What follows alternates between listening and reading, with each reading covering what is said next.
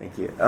You mentioned John Williams earlier. Yeah. I've always been really curious about your working relationship with him, and now since you've worked with him for so long and on so many projects, has it gotten to the point where you just hand it over to him and he takes over and writes the music, or are you working with him in developing the scores and the themes for each character?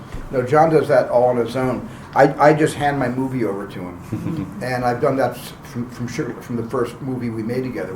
He's done, I think he scored 28 of my 30 films, and I handed over Sugarland Express in 1972 to him.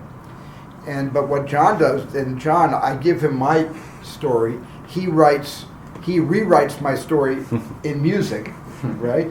So he writes a musical version of the story I've just told. But he does sit with me, and we look at the movies, every single scene we watch together. Before he writes a single note, we watch the movie, and we decide where there should be music and where music shouldn't be. He's a real strong believer. Like, he didn't want to write any music for the Omaha Beach landings. He wanted that just to be the reality of what it was like. Those guys didn't hear an orchestra in their heads when they landed on Omaha Beach. So John said there'll be no music until we see the women writing the letters home. And that was the first music, really the first music after that sequence. So it's where there isn't music is as important as where there is music. But I can't imagine, I've made a couple of movies without John.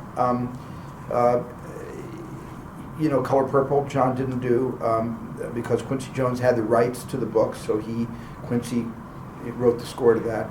And John had a little medical procedure just before he started writing Bridge of Spies, and he had to go into hospital to have this procedure, which he's 100%. He's 100% on the mend, and so that was the only movie recently that he wasn't able to score.